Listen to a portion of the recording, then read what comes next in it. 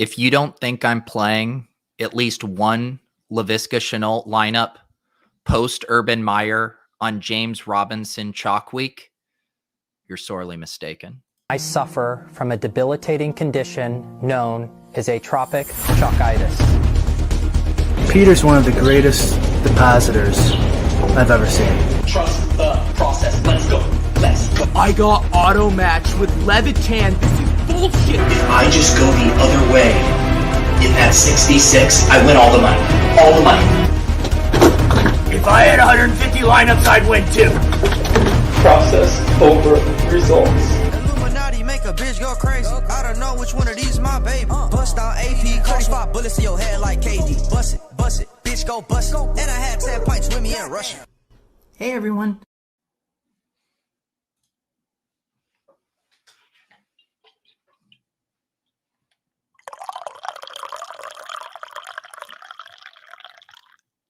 Sorry, it was kind of a weak pour. I had already poured. I had topped off a few minutes before going live. And then I realized my error. The people come for the hearty pours. GMs all around. How we doing, guys? How are we doing, GM? Wow, 6 coming in hot. He wants Tua help. What about him? He's fine. He's chalky, but he's fine. Bust it. Let's do it.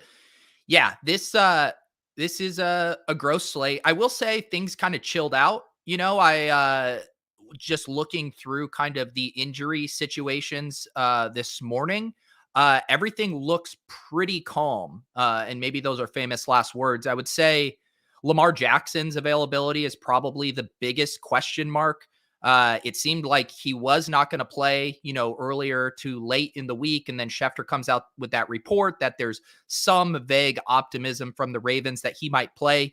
That was relevant to me because I have been considering using Tyler Huntley, and I like that game a decent bit. You obviously have some late swap flexibility there. So that's the one I'm kind of paying attention to, but it's not too hard to kind of blow up a Tyler Huntley team and, pivot it to something else in that late portion of the game. So, but yeah, for the most part, it's more kind of reading into some of these other kind of injury situations. I think the Cardinals backfield is really interesting with, Chase Edmonds coming off of IR, but then you also have James Conner, who's been dealing with this ankle issue. And it does sound like he could be fairly limited. I also envision he still gets, high value touches. So that's a tough riddle for me. And for the most part, just as I've been trying to build and mess with some rosters, I hate running back on this slate. I think James Robinson is the easiest GPP fade of a lifetime. Feel free to clip this when he buries me with 30 points, but I am just not playing him into that kind of ownership. I also think Devante Parker is one of the best fades of a lifetime. And it's nice to see the Sims agree with me. The Sims have James Robinson appearing 20% less frequently than he is being projected for ownership. Devante Parker, even worse, 26% less frequent in our Sims compared to his ownership. So, Leone had to turn in his GPP bro card last week for playing Antonio Gibson. I think you have to turn in your GPP bro card if you're playing James Robinson and Devante Parker. But it's hard.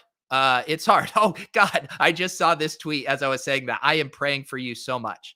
That is not chalk I want to eat on this slate. There's actually tons of places you can go at wide receiver. That's not the hard part. Wide receiver is pretty easy to get unique and find some fun stacks, but the running back stuff is it's really, really gross.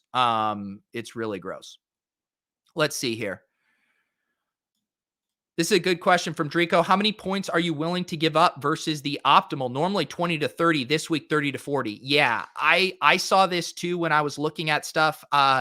I ran the optimal last night and I was seeing a ceiling of 220 points for the optimal.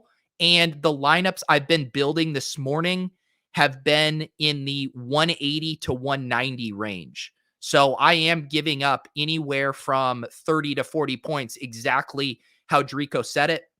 Now, one thing that kind of impacts the kind of ceiling of the optimal is Josh Allen is in the optimal. right now. Even at the $8,100 salary, there's enough value on this slate that he does find himself in the optimal, and his ceiling really separates. I mean, even Tua, who projects really well, like Leone has his ceiling projection at 27 and Josh Allen's is 38. So you can see how much Josh Allen separates. Is Allen and Murray kind of in a tier on their own? Then there's Dak Prescott kind of in a ceiling tier. And then there's Tua and Aaron Rodgers. So a lot of that kind of elevated ceiling that you're giving up is because of Josh Allen. So yeah, I'm okay kind of, if you kind of throw out those, the Josh Allen premium, I think I'm okay being in the giving up 20 to 25 ceiling points on the optimal this week. This is the way to do it, Mike. We're 2 hours from lock and I legit have no clue what stacks players I'm rolling with. Yeah, I mean, I was reluctant to update a lot of my stuff. Normally, I'm checking in on it on Friday, on Saturday. Hopefully you guys saw the show with JM to win on Friday. We went full evergreen, didn't really talk about this slate at all, which I do think was the smart move considering how much stuff could have been still coming down the pipeline. I mean, we recorded that and those games on the main slate hadn't even been flexed yet.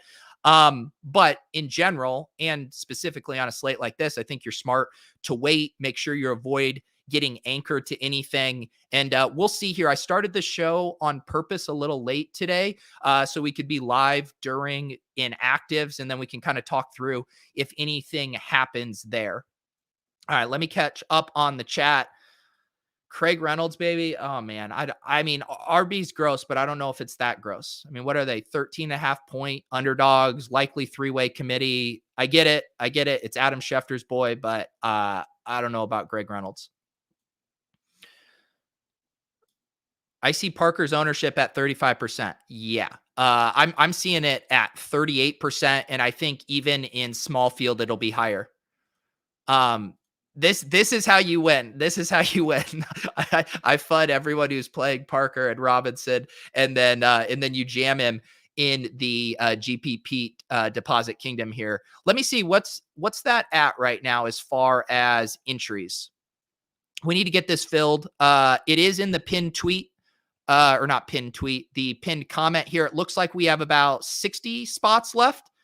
Oh my goodness, the Holka bros are here. Thank you guys for coming out. I just posted the link to the GP Pete, so let's get that filled. Holka, thank you very much. You're too kind. I very much appreciate you. I've told Holka this privately, but it is very kind of him to bring the We Are Back gang over here on Sunday mornings after they're wrapped up with their show over on Joe Holka's channel. We are fairly close, I think really close to 10K subs. I just hit 10K subs. That's cool. That's a fun milestone. There it is. 10K subs right there on the channel. That's neat. That's very neat. We've done a shit ton of shows this year. Best ball, DFS, NFTs, sports betting, everything under the sun. So cool to hit that milestone. Definitely cool to hit that milestone, but we're not going to, be like Tom Brady and Drew Brees alternating back and forth when they hit the passing yards milestone. Not too much navel gazing on the show today. So let's get back to the slate, but very cool. Thank you guys all for being along for the ride this year. All right. What else was I talking about here? So we have those mega chalk things. I find running back to be extremely difficult. One thing I've been talking about with Leone and stuff is this idea, because Kyler and Josh Allen are the highest ceiling quarterbacks on the slate. And I know this is going to be gross, but just tossing Devin Singletary and Chase Edmonds into those stacks. Obviously the Devin Singletary thing gets blown up if Zach Moss is active. I really don't like it. But if Zach Moss is inactive, we saw Devin Singletary play a ton of snaps last week. He had a decent target share too. And I don't think anyone's going to play him. And it's kind of like decent leverage. If Gabriel Davis is going to be as popular as I think he is, like playing, Devin Singletary in your Josh Allen stack instead of Gabriel Davis is something I'm entertaining just because running back's so gross. The other kind of things that are on my radar for running back, I like Devonta Freeman. Although someone sent me a mention on Twitter and they're like, Devonta Freeman is he is the sneaky GPP play that's no longer sneaky. And I guess I'm seeing his ownership come up a little bit. I guess this slate could be gross enough that Devonta Freeman is fairly popular. That still seems shocking to me. I guess between Jeff Wilson Jr. and Devonta Freeman, one of those guys is probably getting steamed a decent amount. I'm feeling more of the steam on Jeff Wilson. Personally, earlier in the week, he was projecting for, 7 to 8% ownership. I see him up at 18% right now.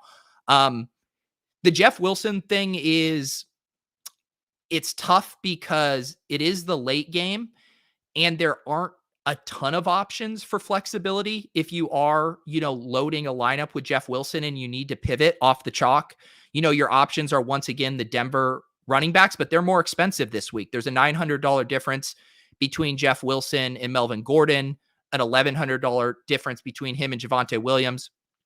So yeah, that's the only tough thing. AJ Dillon, I think, would be in the conversation for a pivot off Jeff Wilson as well. He's 5,700. So you're going to either have to think through some 2v2s that allow you to get off of Jeff Wilson, or you're going to need to leave, at least $700 on the table, which isn't ideal, to make sure you could pivot it to an AJ Dillon. I guess if anyone wanted to float Devonta Freeman, they could as well, but that's not my preferred back to play. Yeah, Peter, you like Foreman with McNichols back. So yeah, Ben Gretsch wrote about this in Stealing Signals at the beginning of the week, and Foreman has been operating as the lead back, and it's actually been, I think it was Hilliard who basically just played garbage time. So this is kind of a two-man backfield still, if last week's usage is any indication. And then Cramming in his walkthrough was writing about Foreman's targets per route run, and he's actually been pretty good as a receiver. So there's some pass for more upside here. And I do think when I'm looking at these games, and it's on my mind after talking to JM to Win, where we're trying to find these games that could go well over the total, I do think this Titans and Steelers game has some appeal. And I like how the mini correlation set up, with a Devonta Freeman, Pittsburgh pass catcher. Deontay Johnson's going to be the more popular of the two, but I think he's fine. Chase Claypool, though, looks really good to me as a GPP play. So I like those mini correlations. If you're playing, Titans running the ball with the lead, playing Pittsburgh as a catch-up, I think that logically makes sense to me. Do I like Mac Hollins this week? I haven't even thought about Mac Hollins. I have not seen Mac Hollins' name until this very second. This is the first I'm hearing about Mac Hollins. But on that point, we've talked about this throughout the year too, where you're trying to get leverage in a chalky situation. So obviously Tua, Gaskin, Parker, Gesicki. I feel like it's a really tough needle to thread where you're like, all right, Tua goes off, the Dolphins score a ton of points, and Mac Hollins smashes, but then Parker and Gesicki don't. That seems like a tight needle to thread.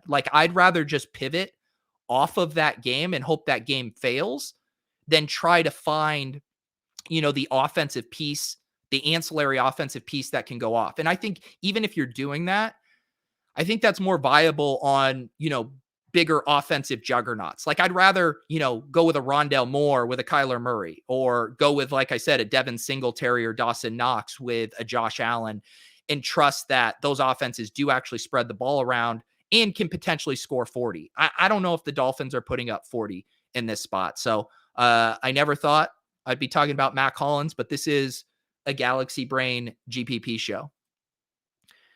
Pete, it is a sin to question Gabriel Davis. Liam, look, I am so happy for your redacted teams, but I don't think he's good chalk. Little too rich on the chalk for me at 20+%. You know what? I'll take that back. I won't say bad chalk. I will just say he is chalk. And you need to be pretty mindful of how you're building around him. If you're just rolling out, Josh Allen, Diggs, Gabriel Davis, like you're running out the chalk stack. That literally is the stack in the optimal right now. The optimal that I saw had Josh Allen, Stephon Diggs, Gabriel Davis. So as long as you're willing to get funky around that, I suppose. But it is going to be popular. Let's see here. Wow, you guys are in full Galbrain mode this morning. We got an Isaiah McKenzie tout. Let's check out the Sims here though, and see if we are missing anything. You guys will be shocked to hear this, but Cordero Patterson was popping in the Sims last I checked. Every single week, Cordero Patterson pops in the Sims. Also, if you guys are run the Sims subs in the inputs, it will show Washington, Philly, and Seattle, Los Angeles still as part of the main slate, but all of those guys have been keyed out. So you don't have to worry about it. The Sims are firing as intended. But look at here right at the top. And this is what I was talking about earlier with, James Robinson's ownership relative to a Sim frequency. I mean, the Sims clearly see that he's a solid play. Opto rate at 23.7%. I think this projected own within the RTS system here is incredibly light. We're looking at aggregated ownership. I'm seeing closer to 40%. But here you go. Here's your Cordero Patterson play. Every single week, the Sims love Cordero Patterson. Most weeks I ignore it and don't play it. I think he's viable. And because that game is pretty interesting, with Debo, with Ayuk, with Jeff Wilson, I think there's lots of kind of correlations and stuff you can do. And I mean, I'm seeing for Cordero Patterson, I'm seeing 8 to 9%.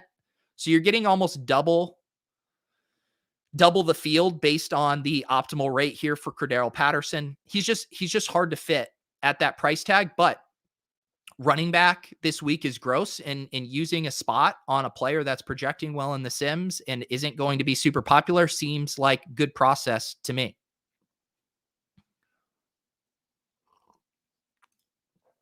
Christian Kirk is an interesting one. He looks like a really good play without DeAndre Hopkins. He's been, used downfield as a deep threat. He's, essentially operating as the wide receiver one. He's not necessarily separating a ton in usage, but just enough that in this spot against Detroit, who's getting beat downfield at a pretty big rate, I really like Christian Kirk. It seems like the field likes Christian Kirk as well. I'm seeing around 20% ownership with him, but I do think in my Kyler double stack, I will probably have Christian Kirk. It's really hard to pass up on him. And then I think I either want Rondell Moore or Chase Edmonds kind of tossed in there with it. And fine, I guess, AJ Green, knock yourselves out if you guys hate fun and want to play AJ Green. Yep, I completely agree with this take, Iceman. My Cardinals and Bills stacks, I have not built with bringbacks. The games that I'm focusing on mini correlations are Cincinnati and Denver. I like mini correlations there. And Tennessee, Pittsburgh. I like mini correlations there. The Denver, Cincinnati one, the mini correlations make so much intuitive sense to me because both those teams really want to run the ball. But obviously, if they're down, they're willing to throw. And so if the Bengals have the lead, they're giving Joe Mixon the ball 25 plus times. So that would be forcing Denver to kind of abandon their run-focused game plan. And then I like Jerry Jeudy. I think Noah Fant's fine on a gross tight end week, but Jerry Jeudy kind of being the main guy there. So like a Mixon Jeudy mini. And then on the flip side, if the Broncos get up, we know they want to run the ball. I think Javonte Williams looks really solid and he's not catching a ton of ownership. And then you can bring it back with a T. Higgins or Jamar Chase. I think I prefer Jamar Chase just because he's shown the ability to really rip off the big plays that can speed up the game. But just the way that those minis tell a good narrative story with how those teams want to play with their game script, I like those. But then to go all the way back to your point, Iceman, I'm not forcing mini correlations like on the San Francisco side. I know I just talked about Cordero Patterson. The Sims like him. I I know talking with Cramming and Leone, they like Kyle Pitts a good bit.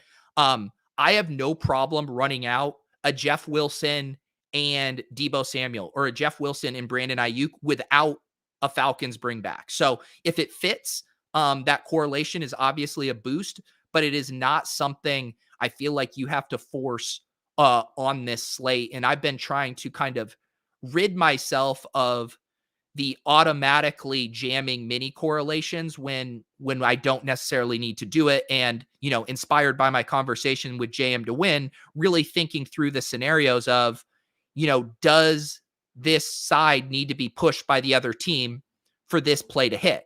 And I think for Jerry Jeudy to hit, the Bengals need to have a lead. And for Jamar Chase to hit, I think the Broncos need to have a lead. So those are the kind of things I'm thinking through on this slate. Win Bush says, I find it strange that no one is talking about Tyler Huntley. I talked about him at the beginning. I like Tyler Huntley a lot. I feel like he helps unlock some nice things with your lineup, especially getting up to Devontae Adams. But there's legit uncertainty around whether he's going to get the start or not. Lamar Jackson's going to give it a shot. And, I would say the percentage chance he plays is, 15, 20%, but 1 out of 5 times it seems like Lamar Jackson probably suits up here, and then it blows up the Tyler Huntley play. Now, from a GPP perspective, we love when there's uncertain news late, right? Like if all the projection systems and everyone was talking about Tyler Huntley this morning, maybe he comes in fairly popular. But instead, because of this uncertainty, no one feels like putting their GPP stamp of approval on Tyler Huntley, and that should keep his ownership in check. So I have no problem building lineups with Tyler Huntley and then being ready to make some pivots if needed. I think if you have the extra 400 and you were to pivot, something to like Jimmy Garoppolo, who is in a good spot here, he would have to be highly efficient, to probably win you a GPP, but I think that's viable against the Falcons. So that's kind of how I'm thinking about the Tyler Huntley situation. No Houston love? Are we serious? Davis Mills literally projects as the lowest ceiling quarterback on the entire slate outside of PJ Walker and Jake Fromm. I will not be messing with Davis Mills. I would play Mike Glennon before I played Davis Mills. I would play Jared Goff before I played Davis Mills. I would play Matt Ryan before I played Davis Mills. I'm not doing that. I think if you want to play Brandon Cooks in like a Jags mini or something like that, that seems like it could make sense. But I never thought I would be interrogated about why I have no Houston love. So Buzzer Beater saying, why is Parker so low in this optimal? Well, to me, it makes sense, right? One of the things in the reason why I think James Robinson is a better play than Devante Parker, if you were comparing the two, I'm not playing either, but running back volume is far more projectable. We know Carlos Hyde isn't playing. There really isn't anyone else in this backfield to siphon carries away. The James Robinson projection is a safe projection. I think that's a fairly easy one to project.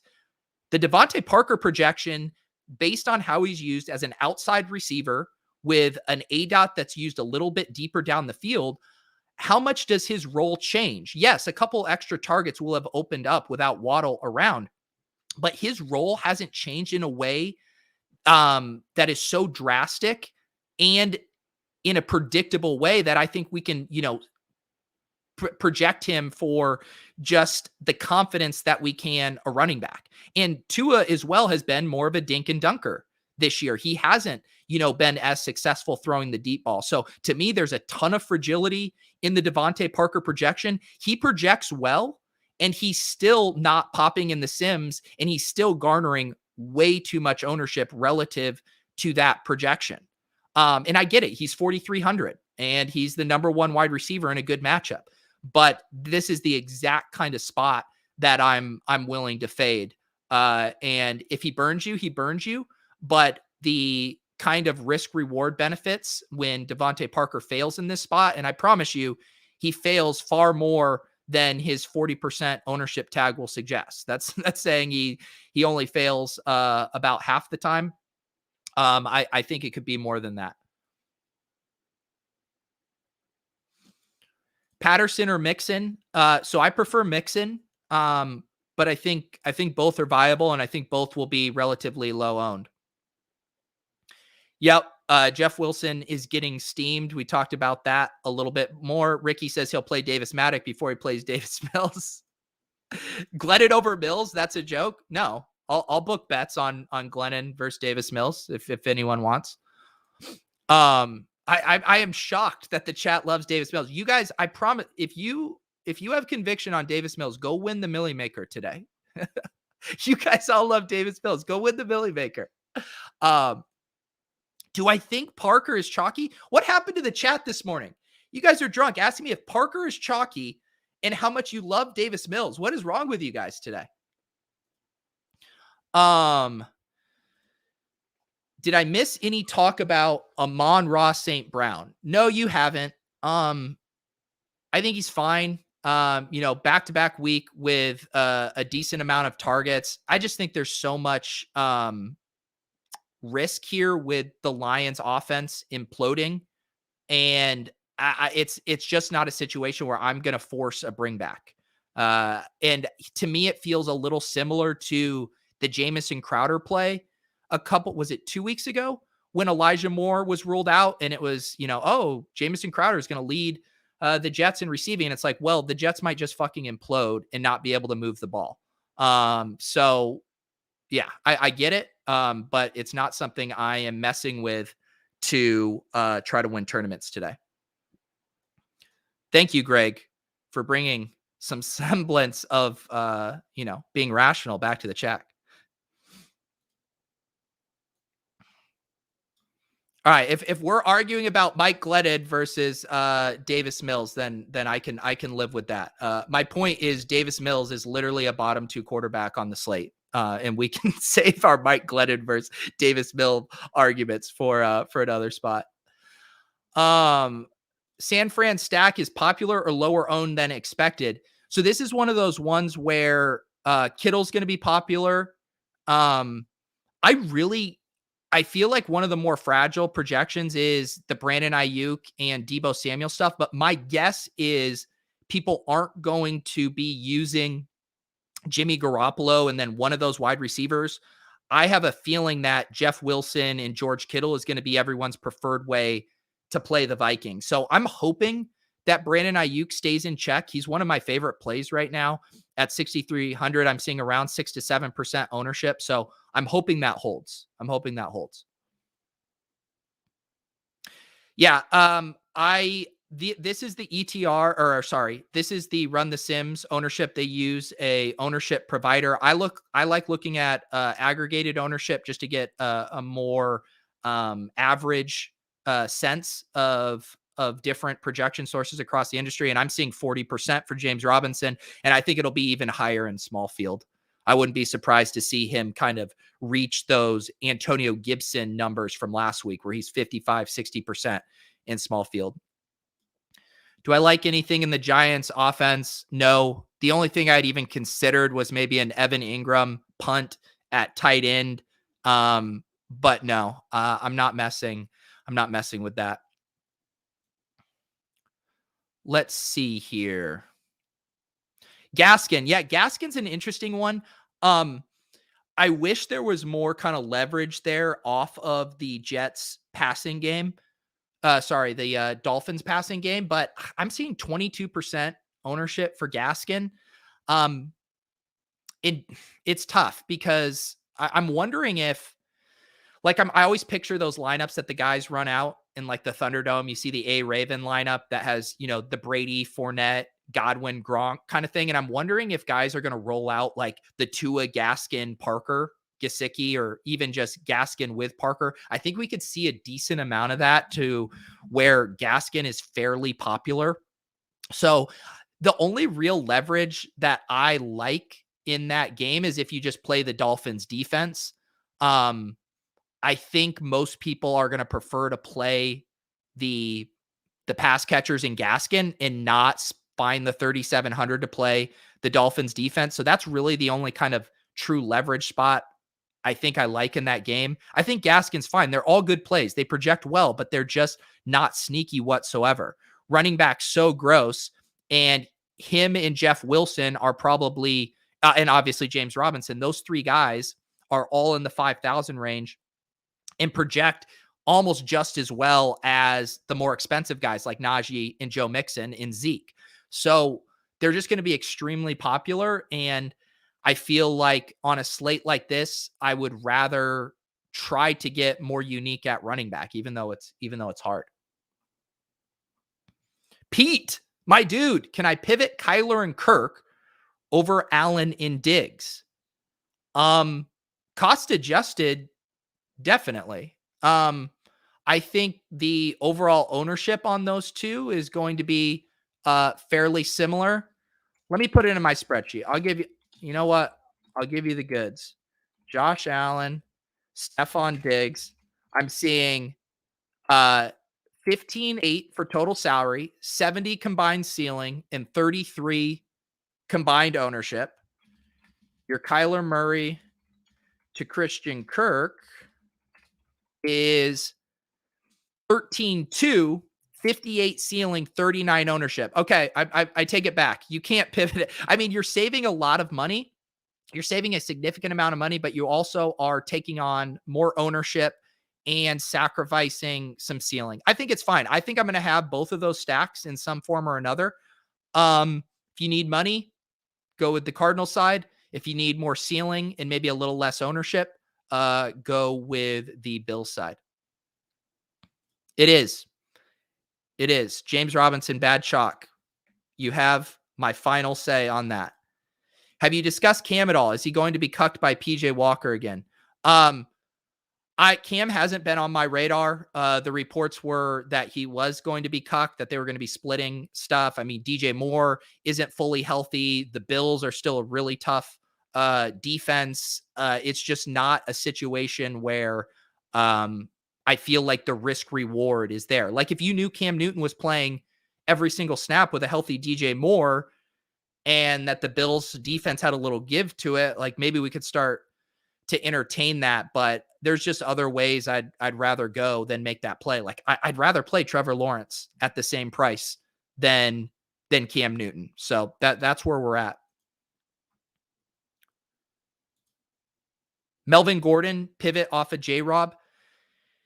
Yeah. So, I mean, if you're looking at like direct pivots, I mentioned, I like Chase Edmonds. I like Devin Singletary. And when I say like, I mean, within the fucking context of this slate. All right. I don't like these guys in a vacuum. I like Devonta Foreman. Hang on. MJJ. Who's MJJ? I thought you were talking about Melvin Gordon. Who the fuck is MJJ? Marvin Jones? Oh, okay. Thank you. Thank you, Easy. This is how frazzled I am.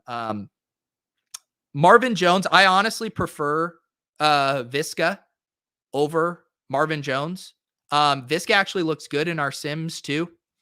It's always nice knowing my, historic Visca bias to see that he is popping in here a little bit. We see him with a 9% opto rate, and I'm seeing pretty low ownership on him. I'm seeing 4%. I feel like the Marvin Jones stuff is just cooled a little bit with Treadwell kind of coming on and operating as the deep threat. And I am really just wish casting some more underneath touches for Laviska. He was also in the air yards by low model, so it's not like his usage is totally tied to the line of scrimmage, but I think your macro point of like playing the Jags passing game, and this is actually a good example relative to the Dolphins, right? Where there's not like a unique way to leverage that ownership in that game just because across their board they're getting owned, but there is unique ways to leverage James Robinson through those pass catchers. And as much as I prefer Visca to Marvin Jones, I think Marvin Jones, Visca, Treadwell, even O'Shaughnessy, I think all those guys are pretty good ways to play it. And I built 3 lineups just messing around before I came on the show. And I had Visca in one and I had James O'Shaughnessy in another. So I am working, we're on a similar wavelength there of, are there ways to leverage a James Robinson fail game? I just did tout Visca. I did. You feel free to throw something at me.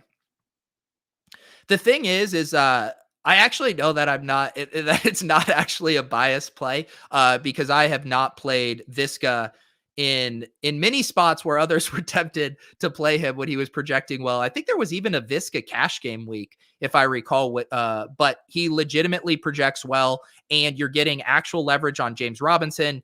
You have the worst coach in NFL history who was just fired. The Texans are a bad pass defense. I'm fine playing Visca at 5% ownership. No shame on that call. So how crazy is both Edmonds and Connor together against Detroit last week? Javonte and Gordon both hit.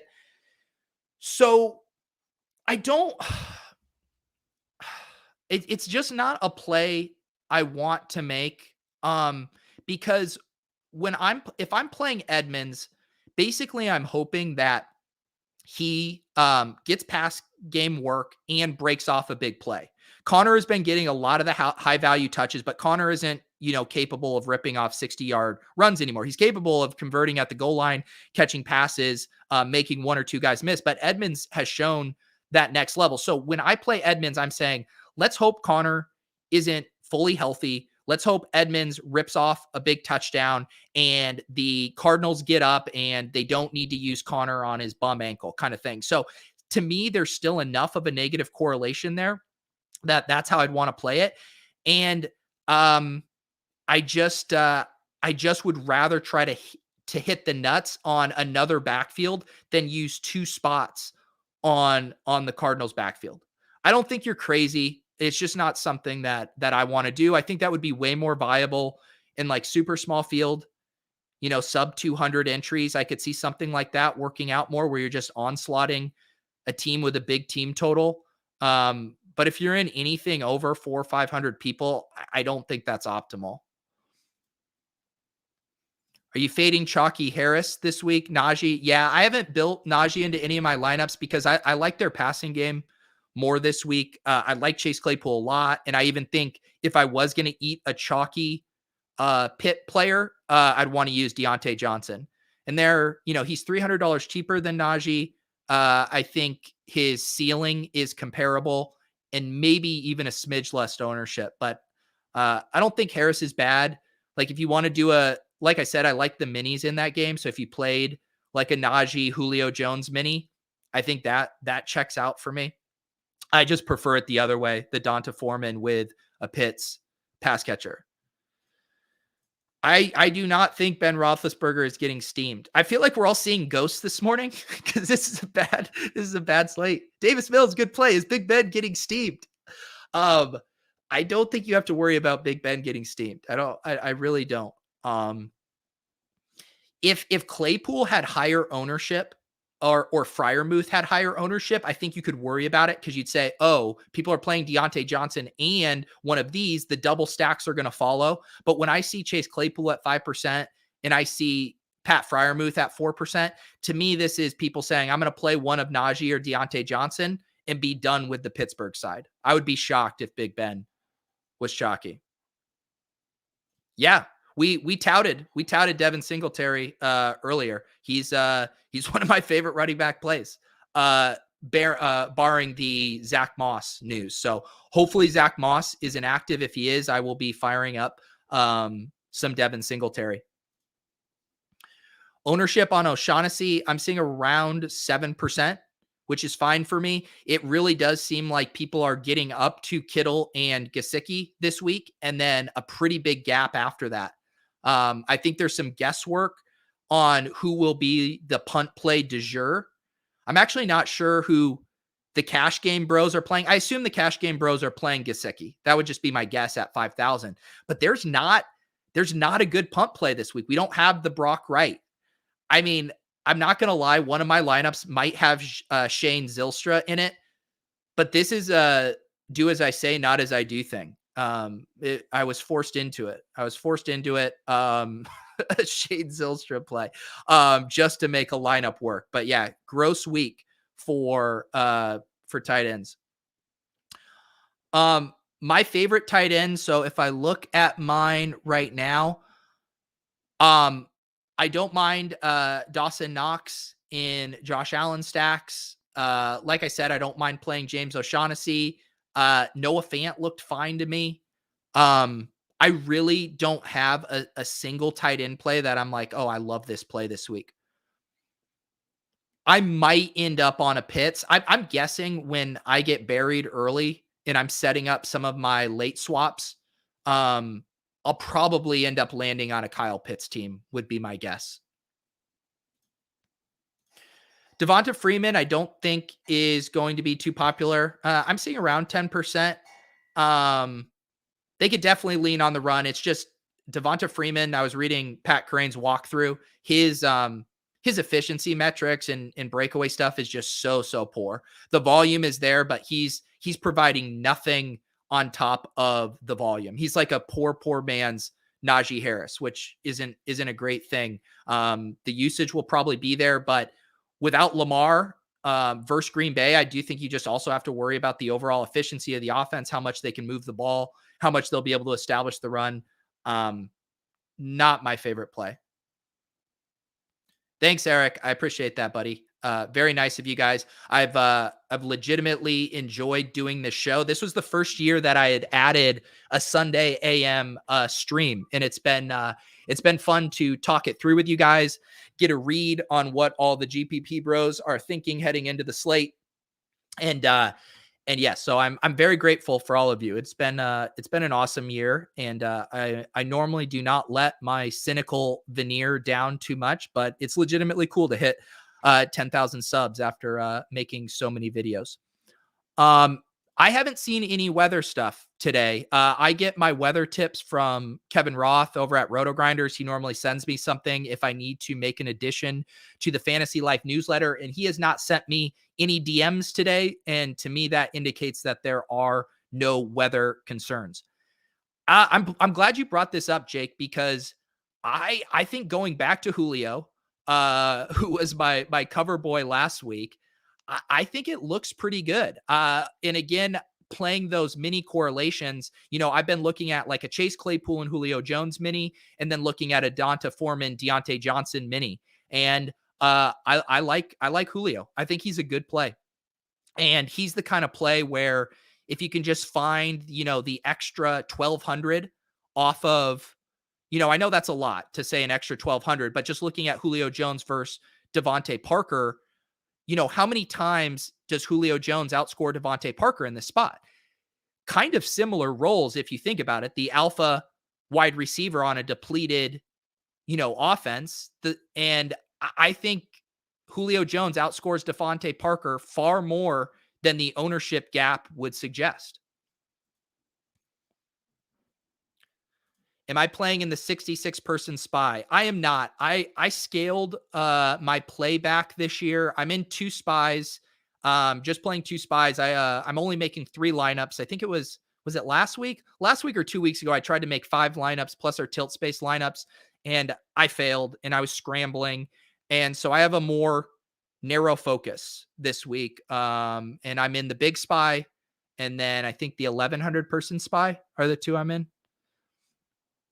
All right, we got Dave G, boots on the ground here, in Buffalo, cold, but no wind. Finally, that's good to know.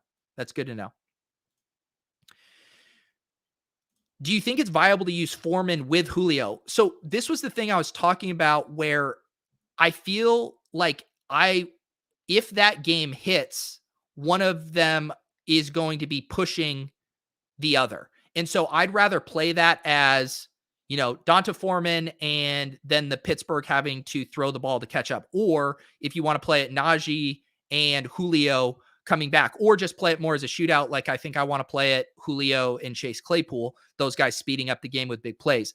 But to me, I think if the Titans have a lead, I worry about Julio's volume. And so the stories there, when you look at their implied team total relative to, say, the 49ers example, where I would be okay using Jeff Wilson and Brandon Ayuk, their team total suggests that that's a more likely thing to happen. Whereas I think for both Foreman and Julio to get there, I would want something from the Steelers. And to this, but to kind of further extend this thought experiment, this would be a good spot to stack that game without the quarterback. Like if you wanted to do Foreman, Julio, and Chase Claypool, now I think that starts to make some sense, and then just avoid the quarterback. But Foreman and Julio without a Steeler is a little less appetizing to me. Pete, thanks for starting late today. Inactive's about to come out. Yeah, I have my tweet deck open. I'm trying to keep an eye on things. Feel free to pass it along in the chat if I miss anything, but we will see if there's any late breaking news here that might shake things up. But for the most part, I haven't seen much that well. I see Dolphins inactives coming in, nothing big here. No Adam Shaheen. But yeah, we'll check this out. I also want to just take a look at some of our Run the Sims optimal lineups as well, looking at the optimizer. See if this gives us any other interesting ideas here.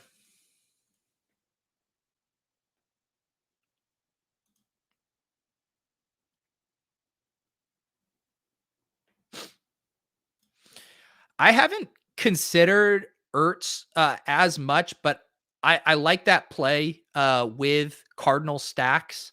I think I prefer like the Edmonds, Kirk, Rondell trio a little more, but if I were to do kind of like an onslaught thing where you play, like if you did something like Kyler, Edmonds, Rondell, Zach Ertz, like in a small field onslaught, that seems pretty hot to me. But I like the Ertz call. I kind of want to give him a longer look. I think Ertz and Knox are both similar in that regard, in that they are tied to the highest upside quarterbacks on the slate, but are not the preferred way people are currently stacking up those quarterbacks. So I think that's a good call. Zach Moss inactive. All right. Famous last words. Devin Singletary season. Famous last words. My God. I'm going to do it. I'm going to have some Devin Singletary today. Who is Moss? Zach Moss. The man who is active for the win game against the Patriots and almost solo banked me a showdown slate. But talking about your near showdown wins is almost as egregious as talking about your redacted teams during the season. All right, let's see here. Are there any other inactives? Ty Johnson and LaMichael Pirine inactive. I guess that's kind of interesting that Ty Johnson's inactive means that Michael Carter has to be at pretty much full health and ready to go, because Ty Johnson was the other back that had been operating a bit as a pass catching back in that offense. So that's kind of interesting. We haven't talked about Michael Carter much, but if you are eating the chalk in that game and you're wanting to play it more as a shootout where the Jets are able to somehow kind of stay in it and push the Dolphins, then I think Michael Carter isn't the worst bring back. And we saw Michael Carter as the optimal bring back, 5-6 weeks ago, where he caught, 12 balls. Although I believe that was with Mike White at quarterback and we have Zach Wilson at quarterback. So it's not as clean of a through line there, but I don't, just with how gross running back is on this slate and just seeing that Ty Johnson news, I don't hate Michael Carter at 4,700. I honestly don't. This was a tough one. I was looking at this in the newsletter because Tom Pelissero was talking about it. His quote was, "The plan is for Tony Pollard to give it a go today against the Giants, barring a setback this morning. Ezekiel Elliott will start, but they'd like to get Pollard a couple dozen snaps, and Corey Clement will play too, a group effort." So to me, this is like just a gross spot for the Cowboys where, we get excited about Tony Pollard when it's Zeke, the one that is, banged up and looking dusty, and then Pollard can come in and maximize his touches. But now if you say he's still dealing with his plantar fascia, and then you have Corey Clement mixing in too, I start to just get less excited about that from a tournament standpoint. Let's see here. Making sure I'm not missing anything. We got a Field Yates tweet. Officially active: James Conner, Chase Edmonds, Tony Pollard, DJ Moore, Zach Ertz, Rex Burkhead. Officially inactive: Emmanuel Sanders, Zach Moss, Ty Johnson. So Zach Moss and Ty Johnson, I believe the kind of only relevant inactives based on some plays we might make. As Levitan just tweeted out, Ty Johnson is a bit of a surprise scratch. Michael Carter, Tevin Coleman, Austin Walter, the RBs.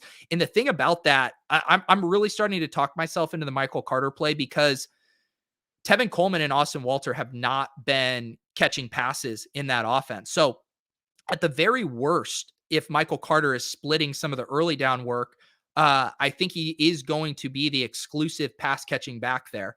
So I'm going to give Michael Carter and Devin Singletary probably pretty hard looks when I go to build my lineups in a second.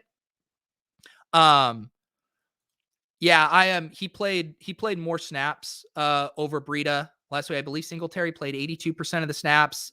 He was a little bit more involved in the pass game. Look, if I don't mind, like, if you want to play that through Breida, but to me, Singletary shapes up as kind of the better projection, and neither of them are going to carry much ownership. Malcolm Brown inactive. Yeah, I think we knew about that one.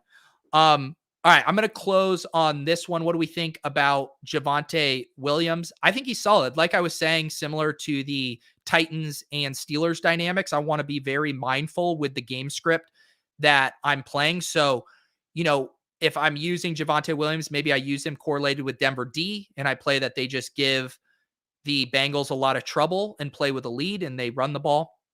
Or I like playing it as Denver gets a lead and then you're playing a Bengals pass catcher coming back. So if I am using a Javonte Williams, I would like to be using a T. Higgins or a Jamar Chase ideally. But I think Javonte Williams is a good play. He's probably going slightly overlooked on this slate. All right, guys, I'm going to go and wrap up the newsletter. I am going to go and make Tilt Space teams with Leone and Holka. We will be back at 6 p.m. on the Establish the Run YouTube channel to tilt our lineups. Hopefully we'll have a sweat. It looks like there is 17 more spots in the GPP here. 17 more spots. Please get that filled. Thank you to the people over at DraftKings for hooking us up with that every week. $10 rake-free 400-man tournament. You can also get your very comfy Hand Builder and OptoBro hoodies in the store. There is a discount for you if you are in the Run the Sims channel. If you'd like to be messing around with the Sims on your own, get signed up. They do have weekly and monthly plans over there, 10% off with promo code Pete, and we'll also get you access to our Run the Sims channel in the Deposit Kingdom Discord. Again, thank you all for being here throughout all these shows, getting to 10K subs. Very fun, very cool. I appreciate you all. Good luck in week 15.